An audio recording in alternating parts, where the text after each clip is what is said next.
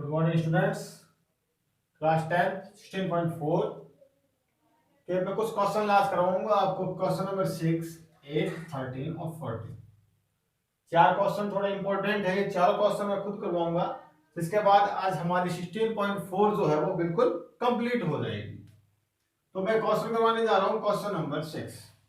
Question 6 ये कहता है कि एक स्फेयर है और उस स्फेयर की जो एक्सटर्नल रेडियस है यानी बाहर वाली, जैसे मान लीजिए ये स्फेयर है, एक इसका ये बाहर का स्फेयर, ये एक्सटर्नल जो रेडियस है इसकी वो दे रखी है 8 सेंटीमीटर और जो इसकी थिकनेस है वो दे रखी है 2 सेंटीमीटर।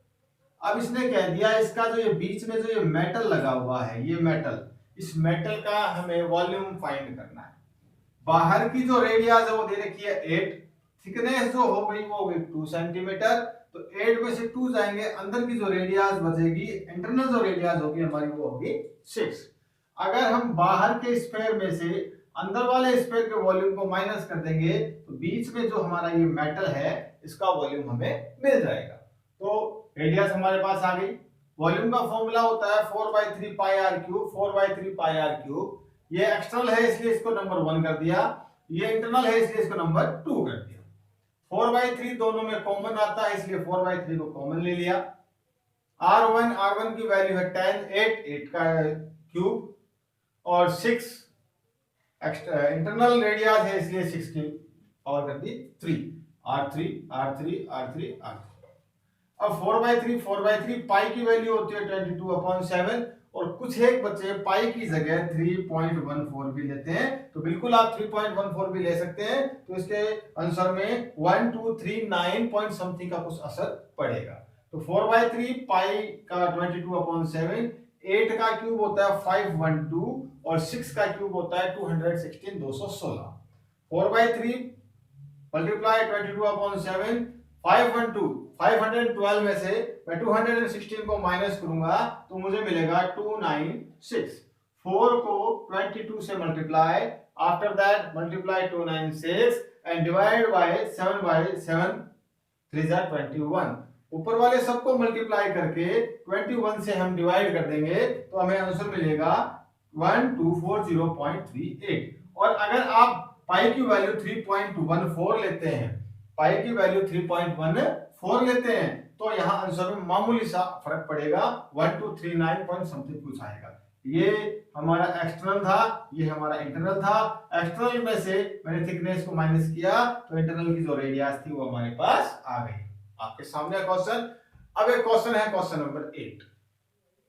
क्वेश्चन 8 नंबर ये कहता है कि एक मेटेलिक स्फीयर है, इसकी रेडियस है 10 सेंटीमीटर और ये कहता है इसको मेल्टिंग करके 8 छोटे छोटे स्फीयर बनाए जाते हैं और जो 8 छोटे छोटे स्फीयर बनाए जाते हैं उस स्फीयर की रेडियस कितनी होगी और उसका टीएस यानी कि सरफेस एरिया कितना होगा। तो सरफेस एरिया निकालने के लिए सबसे इंपॉर्टेंट जो है वो हमारे पास है आर। तो हम सबसे पहले रेडियस निकालते हैं। हमें मेटेलिक स्फीयर की रेडियस दे रखी है 10 सेंटीमीटर, तो वॉल्यूम हो जाएगा 4/3 पाई आर क्यूब यानी कि 10 का क्यूब, पाई के पाई पड़ा। अब इसी वॉल्यूम से 8 छोटे छोटे स्फीयर बनाए गए। तो let the radius of the recast sphere, हमें जो नए नए हमारे छोटे छोटे 8 जो हम स्फीयर बनाएंगे उनकी रेडियस को मैंने आर मान लिया, यानी कि छोटे छोटे 8 स्फीयर जो होंगे उनका वॉल्यूम बिल्कुल इसके इक्वल होगा क्योंकि इसी से ही 8 छोटे छोटे स्फीयर बनाए जा रहे हैं। तो volume of large sphere equal small sphere multiply 8, क्योंकि 8 स्फीयर है छोटे छोटे। तो जो वॉल्यूम है 4/3 पाई 10 की cube equal 8, 4/3 pi are cube. Volume का फॉर्मूला यही होता है, जब भी किसी चीज को हम मेल्टिंग करते हैं, एक चीज से दूसरी चीज को हम बनाते हैं, कन्वर्ट किया जाता है, तो हमेशा वॉल्यूम फाइंड करते हैं। तो इसी से ही 8 बनाए हैं तो 8 का वॉल्यूम। 4/3 कैंसिल आउट किया गया, पाई पाई कैंसिल आउट किया गया, इधर से ना 10 की पावर 3, इधर से ना 8 आर की पावर 3। 10 की पावर 3 10 मल्टीप्लाई 10 आर के साथ 8 मल्टीप्लाई कर रहा है, इधर आके करेगा डिवाइड, आर क्यूब का आर क्यूब। 2 की टेबल से कैंसिल आउट किया 4, 5, 2 की टेबल से कैंसिल आउट किया 2 एंड 5 और 2 से 10 को कैंसिल आउट किया 5, 5 5 25 एंड 25 5 125। तो r इक्वल 125 क्यूब घटाया तो यहाँ आएगा क्यूब रूट, और 125 का क्यूब रूट होता है 5 सेंटीमीटर। तो 8 छोटे छोटे सेंटीमीटर जो हमारे पास स्फेयर आएंगे उनकी रेडियस होगी 5 सेंटीमीटर। इसके बाद पूछ लेते हैं कि इसका स्फेयर का एरिया कितना होगा। तो एरिया का आपको फॉर्मूला पता है 4πr²। इस आपको इस तरीके से आप इसको हल कर सकते हैं, जैसे 5 × 5, 5 5 25 को 4 से मल्टीप्लाई करोगे तो आपका आएगा 100, और 22/7 को हम बोलते हैं पाई सेंटीमीटर स्क्वायर। हम इसको पाई भी लिख सकते हैं, अगर आप चाहो तो आप इसको पूरा सॉल्व करके इसका पॉइंट ऑफ व्यू भी आंसर लेके आ सकते हो, या फिर 100 × पाई की वैल्यू 3.14, इसको जब सॉल्व करोगे तो आपका आंसर आएगा 314 सेंटीमीटर स्क्वायर आंसर। ये क्वेश्चन नंबर था आपका 8। अब क्वेश्चन रह गया क्वेश्चन नंबर 13, क्वेश्चन नंबर 14। मैं क्वेश्चन नंबर 13 और 14 आपको और करवा रहा हूं, तब तक आप इन क्वेश्चंस को देखिए।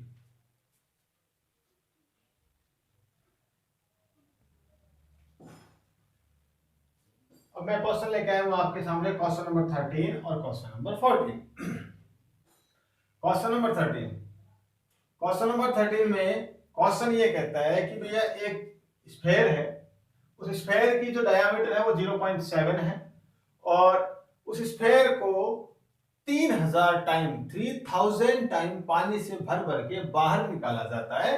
तो कह रहा है 3000 टाइम सब उस स्फेयर को आप पानी से भर भर के बाहर निकालोगे तो टोटल जो वॉल्यूम है पानी का, जो टोटल वॉल्यूम है वो कितना होगा। तो स्फेयर की रेडियस दे रखी है, हाइट डायमीटर, रेडियस हो गया 0.35 सेंटीमीटर, वॉल्यूम 4/3πr³, वॉल्यूम आ गया एक स्फेयर का। लेकिन total volume of water thrown out कितने स्फेयर निकालने हैं, 3000 यानी 3000। ये जो वॉल्यूम है ये एक स्फेयर में कितना पानी आता है उसका है, लेकिन हमें निकालने हैं 3000, तो हम इसको 3000 से मल्टीप्लाई कर देंगे तो हमें पता लग जाएगा कि 3000 स्फेयर्स को जब हम पानी से भर भर के बाहर निकालेंगे तो टोटल कितना पानी बाहर आता है। और टोटल पानी जो बाहर आएगा कैलकुलेशन के बाद में पता चलेगा हमें 539 सेंटीमीटर क्यूब पानी बाहर आता है। बिल्कुल इजी है, स्फेयर का वॉल्यूम निकाल करके उसको 3000 से मल्टीप्लाई कर देंगे तो पता लग जाएगा 3000 स्फेयर में टोटल पानी कितना आता है। ये क्वेश्चन नंबर आपका 13। क्वेश्चन नंबर 14, क्वेश्चन नंबर 14 कहता है कि एक होलो हेमिस्फेयर है, होलो हेमिस्फेयर। मैं इसको मिटा देता हूं ताकि वो क्वेश्चन समझने में थोड़ी सी आपको आसानी रहे। क्वेश्चन नंबर ये आपका इस प्रकार से है, इस प्रकार से आपका होलो हेमिस्फेयर है। ये कहता है कि भैया इसकी एक्सटर्नल जो रेडियस है, एक्सटर्नल यानी कि यहां से लेके बाहर तक की दे रखी है डायमीटर, डायमीटर दे रखी है 43, एक्सटर्नल यानी कि पूरी यहां से लेके यहां तक की, यहां से लेके यहां तक की डायमीटर रेडियस जो है वो डायमीटर की हाफ यानी कि 43/2 यानी 21.5 21.5, और इंटरनल की जो इसकी डायमीटर दे रखा है वो है 42, तो इंटरनल की जो रेडियस हो जाएगी वो 21। अब ये कह रहा है कि इस पे हमें पेंट करवाना है, यहाँ पे पेंट करवाना है और यहाँ पे भी पेंट करवाना है। अब यहाँ पे पेंट करवाना है, यहाँ पे, तो ये जो मोटाई है, ये जो थिकनेस है ऊपर से जैसे कोई चीज गोल होती है उसकी इतनी मोटाई होती है तो उस मोटाई पे भी थोड़ा थोड़ा कलर करना पड़ता है। तो ये जो मोटाई है इसकी मोटाई आपकी ठीक इस प्रकार से होगी, ऊपर से देखने से बिल्कुल ये ऐसा होता है खोखला यानी कि होलो। ये जो मोटाई होगी इस मोटाई पे भी कलर करना होता है।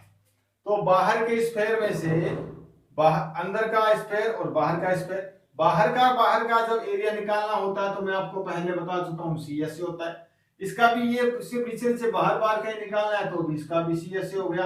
लेकिन ये ऊपर की जो रह गई, ऊपर की जो पत्ती रिंग रह जाती है इसकी, जो रिंग बोलते हैं इसको, तो इस सर्कल में से मैं अंदर वाले सर्कल को माइनस करूंगा तो बीच में जो रिंग है उसकी जो एरिया है वो आ जाएगा। अब area of painting, area for painting 2πr1 का स्क्वायर, ये बाहर वाला, फिर इसका 2πr1 का 2πr2 का स्क्वायर, दोनों हो गए। अब इस सर्कल में से इसको माइनस करके बाहर वाले का r1 अंदर वाले की r2, तो बाहर वाला r1 अंदर वाला r2, 2πr1 तीनों को हम प्लस करेंगे क्योंकि कलर तो हमें बाहर भी करवाना है, कलर यहां भी करवाना है अंदर की तरफ और कलर यहां बाहर की तरफ भी करवाना है। तो बाहर बाहर का तो सारा होता है तो टीएस से, लेकिन ये तो यहाँ भी बाहर बाहर का है, यहाँ भी बाहर बाहर का है, तो सीएस से हुआ। सीएस का फॉर्मूला क्या होता है 2 पाई आर स्क्वायर। तो ये भी 2 पाई आर स्क्वायर ये रहा, ये भी 2 पाई आर स्क्वायर ये रहा, और यहाँ पे बाहर वाले में से अंदर वाले को माइनस किया तो इस रिंग का एरिया आ गया। ये रिंग का एरिया है आपका। बाहर वाले का 2 पाई r1 का स्क्वायर, अंदर वाले का 2 पाई r2 का स्क्वायर। बाहर वाले को r1 दे दिया, रेडियस को, अंदर वाले को r2 दे दिया। रिंग बाहर वाला r1, अंदर वाली r2, तो r1 में से r2 जाएगा तो बीच का जो एरिया है वो आएगा ये रहा। तो हमने इन तीनों को जोड़ेंगे तो पेंटिंग करने लायक जो एरिया होगा वो हमारा आ जाएगा।